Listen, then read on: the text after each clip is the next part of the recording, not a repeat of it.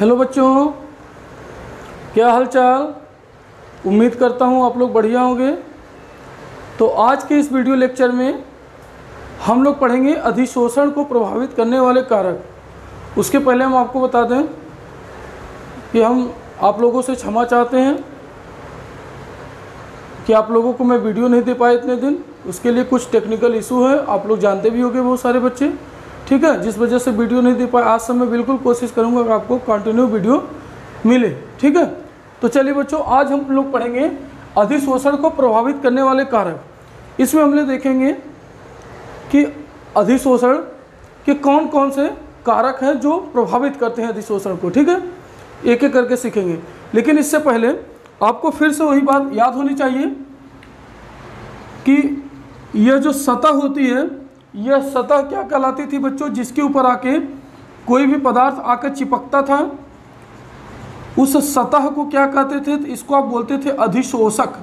क्या कहते थे, याद है ना? तो आप इसको बोलते थे अधिशोषक। क्लियर है बच्चों? जबकि जो आके चिपका, जिस पदार्थ पे जो अणु आके चिपका, उसको हम क्या बोलते थे? तो उसको आप बोलते थे अधिशोष। क्या बोलते थे बच्चों? इसको आप बोलते थे अधिशोष। तो जो पदार्थ आकर चिपकता है वो आपका अधिशोष कहलाता था, तथा जिस सतह पर आकर चिपकता था वो क्या कहलाता था बच्चों? वह अधिशोषक कहलाता था। तथा यह पूरी जो घटना है वो आपकी अधिशोषण कहलाती थी। क्या कहलाती थी? वो आपकी पूरी जो घटना है या प्रक्रिया है वो आपकी क्या कहलाती थी? तो वो आपका कहलाता था अधिशोषण। ठीक है बच्चों, यह आपका अधिशोषण कहलाता है। क्लियर है ना? तो जो पदार्थ आकर चिपकता है वो अधिशोष कहलाता है, जिस सतह पर आकर चिपकता है वो अधिशोषक कहलाता है, तथा यह प्रक्रिया क्या कहलाती है बच्चों? अधिशोषण कहलाती है। जैसे गाड़ी पर धूल आके चिपका तो वो जो धूल है वो हमारे लिए क्या अधिशोष है, जो गाड़ी है वो क्या अधिशोषक है, तथा यह प्रक्रिया क्या है बच्चों? अधिशोषण। इसी तरह से अगर किसी चारकोल के ऊपर अमोनिया गैस आकर चिपकती है या उसकी सतह से आकर जुड़ती है, ठीक है, अगर आकर जुड़ता है तो जो आपका अमोनिया गैस है, अमोनिया गैस आके जुड़ा तो अमोनिया गैस का जुड़ना क्या कहलाएगा? वह कहलाएगा आपका अधिशोष।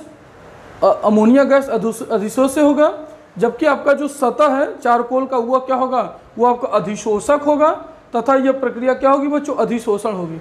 ठीक है, चलिए यहाँ तक बात हमने बताया था।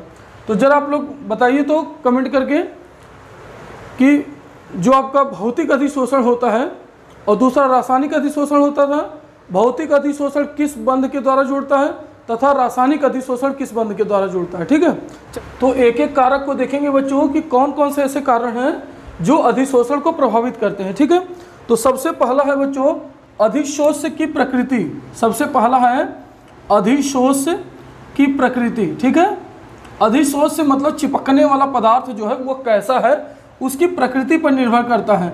अधिशोष की प्रकृति पर निर्भर करता है। इसी को आप बोलते थे बच्चों नेचर ऑफ एडजॉर्बेट।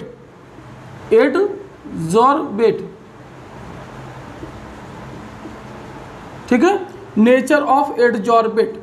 चलिए बच्चों, तो देखिए कि अधिशोषण की प्रकृति कैसी होगी। मतलब यह देखिए, यह आपका सतह क्या था बच्चों? यह जो आपका सतह है वह अधिशोषक होता है, और आकर जो पदार्थ, जो धूल इसके ऊपर चिपका है वो अधिशोष से होता है, तथा यह घटना क्या कहलाएगी बच्चों? यह परिघटना आपकी कहलाएगी अधिशोषण। ठीक है, यहाँ तक तो बात समझ आ गई होगी। तो देखिए बच्चों, अब हम क्या देखेंगे कि जो आकर चिपकने वाला पदार्थ है उसकी प्रकृति पर निर्भर करता है कि हमारा अधिशोषण कितना अच्छे से होगा। ठीक है, तो हमने दो चीज़ें बताई थी बच्चों। एक वो पदार्थ जो आसानी से द्रवित हो जाते हैं, जो आसानी से द्रवित हो जाएंगे उसका जो अधिशोषण होगा वो अधिक होगा, जबकि जो पदार्थ आसानी से द्रवित नहीं होंगे, आसानी से लिक्विफाई नहीं होंगे, उसका अधिशोषण क्या होगा बच्चों? कम होगा। समझ आई या नहीं समझ आई? तो क्या होगा बच्चों? दो तरह के पदार्थ यहाँ पे होंगे। एक वह होगा जो आसानी से क्या होगी? द्रवित हो जाती है। ठीक है, तो जो आसानी से क्या होती है? आसानी से द्रवित होती है। ठीक है, आसानी से द्रवित होती हैं। और ये द्रवित होने वाली जो गैस है वह कौन कौन सी है बच्चों? वो आपका है HCl, NH3, CO2 और SO2। ठीक है, ये सभी जो गैस है वो आसानी से क्या हो जाती है बच्चों, द्रवित हो जाती है। दूसरा बच्चों वह गैस जो आसानी से द्रवित नहीं होती, मतलब यहाँ पे हम उसकी बात करें, जैसे ये कोई एक सतह है और इस सतह पर आकर कोई पदार्थ क्या होगा बच्चों, चिपकेगा, लेकिन वह चिपकने वाले पदार्थ पर निर्भर करता है कि कितना अच्छे से चिपकेगा। और जो आसानी से द्रवित हो जाएगा, ठीक है, मतलब जो द्रव में आसानी से परिवर्तित हो जाएगा उसका अधिशोषण अधिक होगा, जबकि जो द्रव में आसानी से परिवर्तित नहीं होगा उसका अधिशोषण क्या होगा बच्चों, कम होगा। तो जो आसानी से, दूसरा है बच्चों जो आसानी से द्रवित नहीं होती है, जो आसानी से द्रवित नहीं होती है, ठीक है, नहीं होती है, तो दो पार्ट में हम इसको डिवाइड करेंगे। एक तो जो आसानी से द्रवित होती है और दूसरा जो आसानी से द्रवित नहीं होती है। जैसे H2 यह आसानी से द्रवित नहीं होती, ठीक है, गैस होती है H2, N2, O2, ठीक है, ये हो गई बच्चों। तो ये सब क्या है आपके आसानी से द्रवित नहीं होती। तो ये बताओ कि अगर यह हमारा कोई एक सतह है और इस पर आकर पदार्थ चिपक रहा है, और चिपकने वाला पदार्थ अगर आसानी से द्रवित हो जाए, आसानी से क्या हो जाए बच्चों, द्रवित, ये कैसे पदार्थ है, तो यह आपके द्रवित पदार्थ है, ठीक है, द्रवित। तो अगर आसानी से द्रवित हो रहा है तो यहाँ पे अधिशोषण क्या होगा बच्चों, ज़्यादा अच्छा होगा। जबकि दूसरी तरफ अगर हम बना लें और यहाँ पे जो पदार्थ है वो जो आकर चिपकने वाला पदार्थ है उसको क्या बोलते हो आप, उसको आप बोलते हो अधिशोष। मतलब जो अधिशोष पदार्थ है वो कैसा है, आसानी से द्रवित नहीं होती है, ठीक है, यह द्रवित पदार्थ नहीं है। मतलब यह लिख सकते हो अद्रवित, इसको क्या लिख सकते हो, अद्रवित पदार्थ, या इसी को बोलते हो आप नॉन लिक्विफाई गैस, ठीक है। तो अगर अद्रवित पदार्थ है तो यह क्या होगा बच्चों, अच्छे से चिपक नहीं पाएगा, क्योंकि आपको पता है कि द्रव क्या होगा यहाँ पे, ज़्यादा अच्छे से चिपक पाएगा। तो जो आसानी से द्रवित हो जाएगा वह उसका अधिशोषण अधिक होगा, जबकि जो आसानी से द्रवित नहीं हो पाएगा जैसे H2, N2, O2, इसका जो अधिशोषण है वह क्या होगा बच्चों, वो हमेशा ही कम होगा। समझ में आया? चलिए, क्लियर हुआ है नहीं? फिर से समझ में नहीं समझ में आया तो हमने बोला कि अधिशोष की प्रकृति पर निर्भर करता है कि अधिशोषण कितना अच्छा होगा। अगर अधिशोष से होने वाली गैस आसानी से द्रवित हो जाती है, आसानी से द्रवित हो जाती है तो ज़्यादा फैलेगी, और जो चीज़ ज़्यादा फैलेगी उसका अधिशोषण भी अधिक होगा। जबकि यहाँ पे जो गैस है वह द्रवित नहीं है, मतलब इसका यह द्रव में परिवर्तित आसानी से नहीं हो पाता है, और जब द्रव में परिवर्तित नहीं हो पाएगा तो पूरी सतह पर आसानी से फैल नहीं पाएगी, और जब आसानी से नहीं फैल पाएगी बच्चों तो इसका जो अधिशोषण है वह कम होगा। तो आप बोलोगे साफ साफ इसका अधिशोषण अधिक होगा द्रवित पदार्थ का, जबकि इसका अधिशोषण क्या है बच्चों, कम होगा। इसका अधिशोषण कम होगा जबकि इसका अधिशोषण क्या होगा बच्चों, अधिक होगा। यहाँ तक तो बात समझ में आ गई होगी। चलिए अब देखिए बच्चों इसके बाद का पॉइंट, अगर मैं आपसे पूछूं कि सबसे अधिक द्रवित होने वाली गैस कौन सी है तो आप बताओगे सल्फर डाइऑक्साइड, ठीक है, SO2। सल्फर डाइऑक्साइड जो होता है बच्चों वह आसानी से द्रवित होता है, मतलब जल्दी द्रवित हो जाता है। तो सबसे अच्छे से किसका हो जाएगा, SO2 का यहाँ पे अधिशोषण सबसे मस्त होगा, अच्छा होगा। क्लियर है ना? तो यह हमने सीखा बच्चों कि अधिशोष की प्रकृति पर किस प्रकार से निर्भर करता है, ठीक है।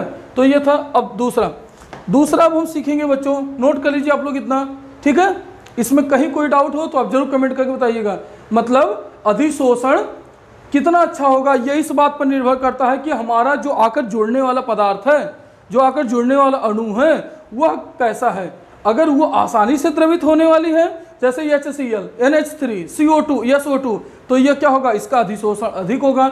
जबकि दूसरी तरफ अगर हमारे पास वो गैस है जिसका अधिशोषण, जिसका क्या होता है, जो आसानी से द्रवित नहीं होती है, तो उसका अधिशोषण भी कम होगा, ठीक है।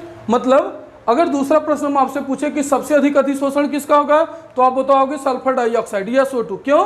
क्योंकि जो सल्फर डाइऑक्साइड होता है वह क्या होता है बच्चों, वह आसानी से द्रवित हो जाती है, ठीक है। नोट कर लीजिए आप लोग। इसके बाद हम लोग दूसरा पॉइंट पढ़ेंगे बच्चों, पृष्ठीय क्षेत्रफल।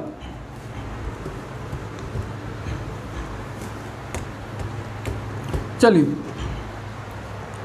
तो सेकंड है बच्चों पृष्ठीय क्षेत्रफल। पृष्ठीय क्षेत्रफल, इसी को हम बोलते हैं सरफेस एरिया। Surface area.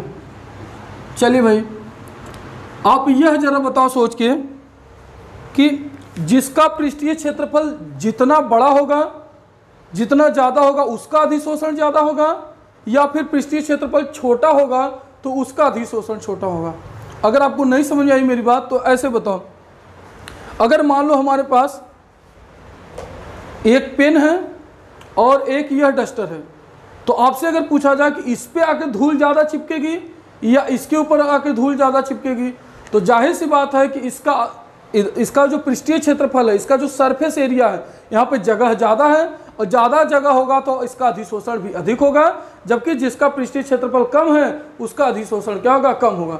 अगर हम आपसे पूछें कि एक छोटी सी कोई 2 व्हीलर गाड़ी है और एक 4 व्हीलर गाड़ी है, ठीक है, तो दोनों में ज़्यादा अधिशोषण किसका होगा, ज़्यादा धूल जाकर किस पे चिपकेगी, तो आप बोलोगे कि गाड़ी पे चिपकेगी, मतलब 4 व्हीलर पे चिपकेगी। ठीक है, ये सिंपल सी बात है। दूसरा प्रश्न अगर हम आपसे कहें कि 4 व्हीलर पे ज़्यादा धूल चिपकेगी या ट्रेन पे ज़्यादा धूल चिपकेगी, तो आप बोलोगे ट्रेन पे ज़्यादा धूल चिपकेगी। क्यों? क्योंकि उसका पृष्ठीय क्षेत्रफल ज़्यादा है। तो सिंपल सी बात है कि जिसका पृष्ठीय क्षेत्रफल जितना अधिक होगा उसका अधिशोषण भी उतना ही अधिक होगा। यहाँ तक बात समझ आई कि नहीं बच्चों? तो हमने क्या बोला कि अगर मान लीजिए आपके पास 2 सतह हैं, एक यह है आपका और दूसरा बना लो यह है, ठीक है, ये देखो। तो अब बताओ जो यह क्या है आपका, तो यह है आपका अधिशोषक। यह क्या है बच्चों? तो इसको आप बोलते हो अधिशोषक ना। यह भी क्या है?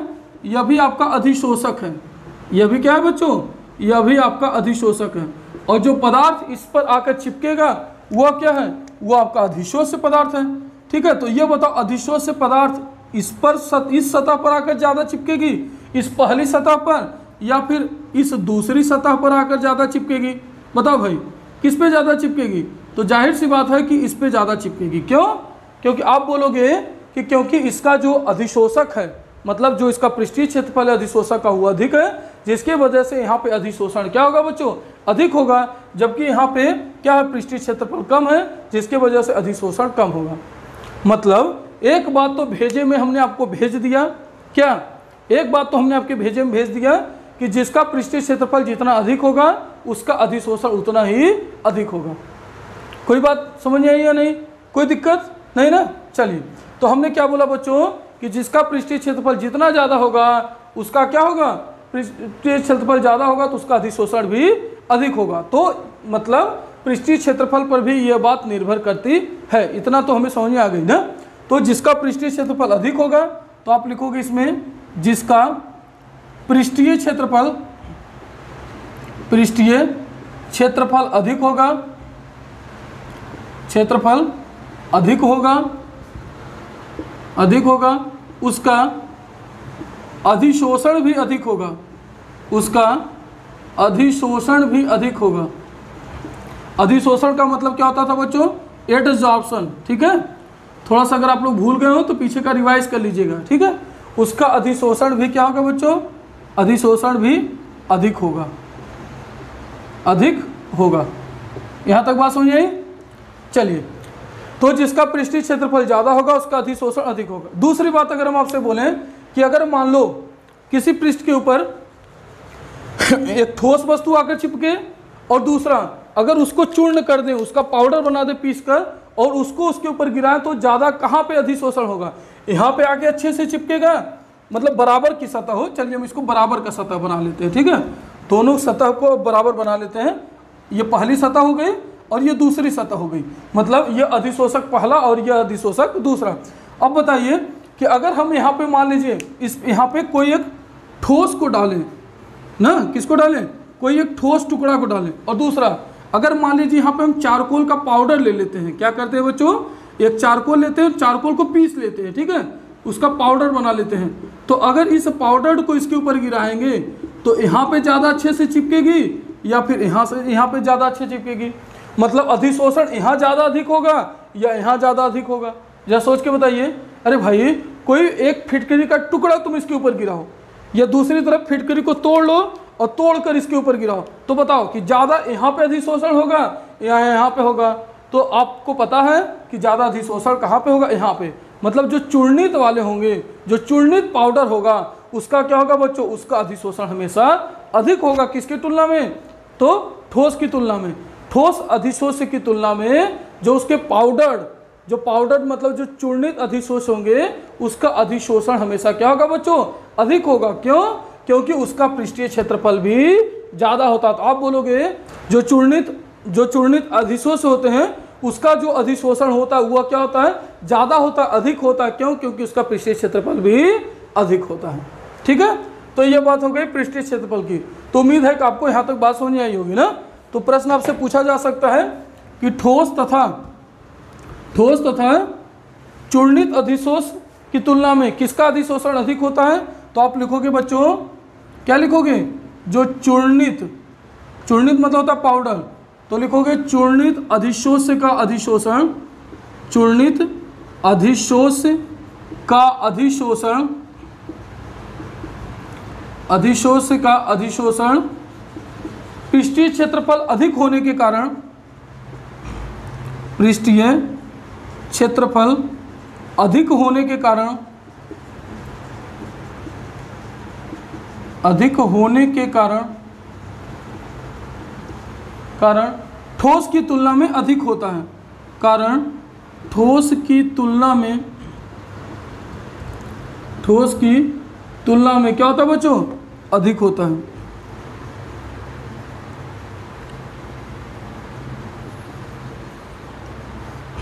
आए बात सुनिए। तो यह था पृष्ठीय क्षेत्रफल से किस प्रकार से प्रभावित होते हैं। तो मैं एक बार रिवाइज कर देता हूं। हमने क्या बोला बच्चों कि अगर पृष्ठीय क्षेत्रफल जितना ज़्यादा होगा उसका अधिशोषण भी उतना ज़्यादा होगा, पृष्ठीय क्षेत्रफल यदि कम होगा तो उसका अधिशोषण भी कम होगा। दूसरी बात, यदि किसी ठोस को डालो पृष्ठ पर और यदि किसी पाउडर को पृष्ठ पर डालो, अधिशोषक का किसी ठोस पदार्थ का पाउडर क्या करो, पाउडर को डालो उस अधिशोषक की सतह पर, तो ज़्यादा अधिशोषण कहाँ होगा। तो सिंपल सी बात है कि ज़्यादा अधिशोषण कहाँ पे होगा बच्चों, तो ज़्यादा अधिशोषण आपका वहाँ होगा जहाँ पे चूर्णित होंगे, जहाँ पे चूर्णित क्या होगा, अधिशोष होगा। ठीक है, क्यों? क्योंकि वहाँ पे पृष्ठीय क्षेत्रफल भी अधिक होता है। अब हम नोट कर लीजिए बच्चों, उसके बाद थर्ड पॉइंट बताते हैं आपको। ठीक है, नोट कर लीजिए। इसके बाद थर्ड होगा हमारा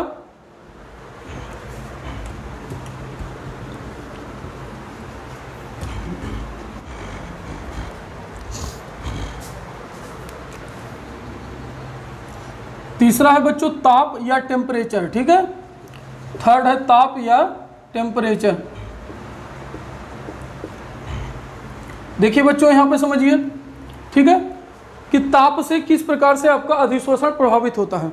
तो आपको हमने बताया था कि जो भौतिक अधिशोषण होते हैं तथा दूसरा रासायनिक अधिशोषण होता था जिसको आप प्रसोभ शोषण भी बोलते थे। तो भौतिक अधिशोषण दुर्बल वांडरवाल बलों के द्वारा बंधे होते हैं, जबकि रासायनिक अधिशोषण रासायनिक बंध मतलब मजबूत बंध के द्वारा जुड़े हुए होते हैं। तो सिंपल सी बात है कि भौतिक अधिशोषण को हटाना भी क्या होगा, हमारे लिए आसान होगा। और उस हटाने की प्रक्रिया को क्या कहते हैं, जरा आप हमें कमेंट करके जरूर बताइएगा। जितने लोग इस वीडियो को देखेंगे सभी लोग कमेंट करके जरूर बताइएगा कि अधिशोष पदार्थ को अधिशोषक की सतह से हटाना क्या कहलाता है। ठीक है, चलिए, मुझे याद नहीं आ रहा, जरा आप कमेंट करके बताइएगा तो क्या होता है। ठीक है बच्चों, चलिए, तो हमने क्या बोला कि यदि कोई भौतिक अधिशोषण हो रहा है तो भौतिक अधिशोषण में उस पदार्थ को हटाना हमारे लिए क्या होगा, आसान होगा।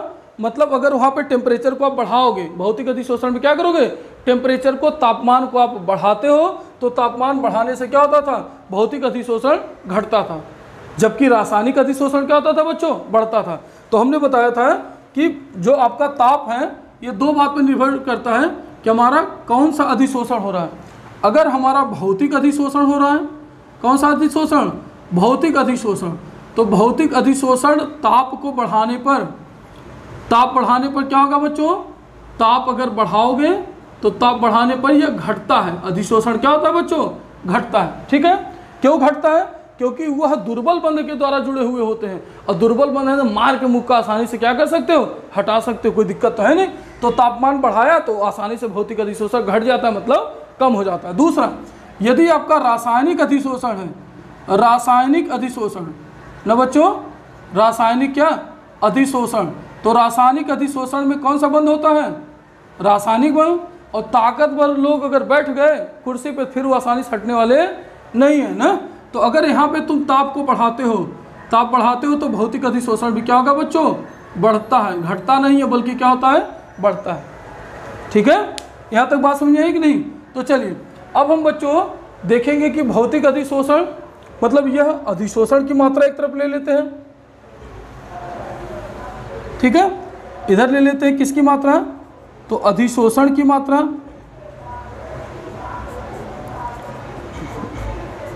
अधिशोषण की मात्रा, और इधर ले लेते हैं तापमान, ठीक है। तो ये तापमान है, टेम्परेचर है, किसी में भी ले सकते हो, केल्विन में मैं ले लेता हूँ, के मतलब केल्विन, ठीक है। और यह हो गया बच्चों केल्विन या डिग्री सेल्सियस लिख लेते हैं ना, आसान हो जाएगा। और यह अधिशोषण की मात्रा हो गई। चलिए अब क्या करोगे बच्चों, इन दोनों में अगर हम ग्राफ को खींचे तो अगर तापमान को बढ़ाते हैं तो अधिशोषण की मात्रा क्या होगी, घटेगी।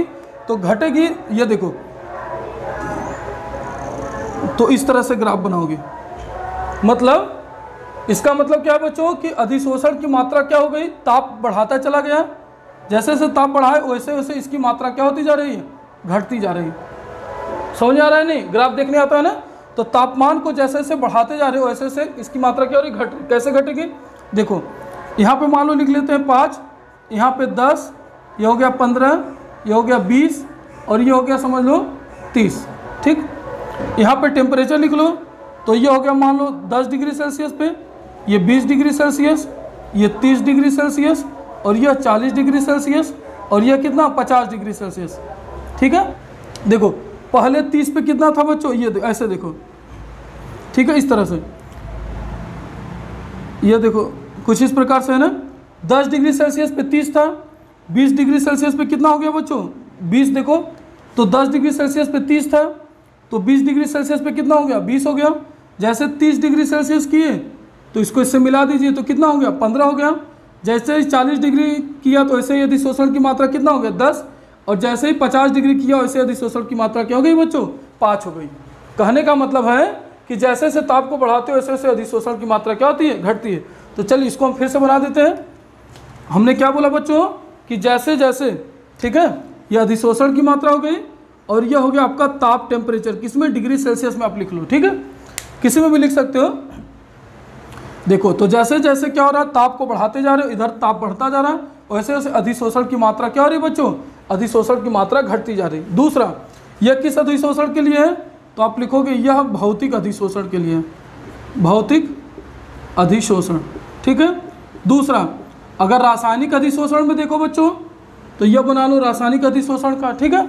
यहाँ देखो यह हो गया अधिशोषण की मात्रा, यह किसकी हो गई, तो लिखोगे अधिशोषण की मात्रा, और यह क्या है बच्चों, तो यह आपका है ताप, ठीक है।